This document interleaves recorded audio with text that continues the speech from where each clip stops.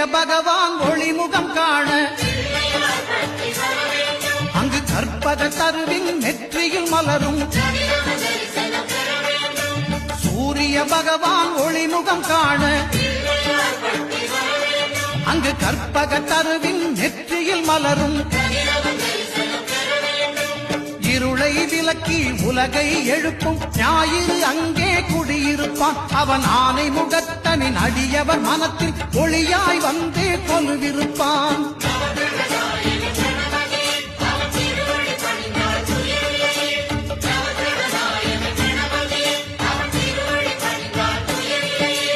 ஒன்பது கோளும் ஒன்றாய் காண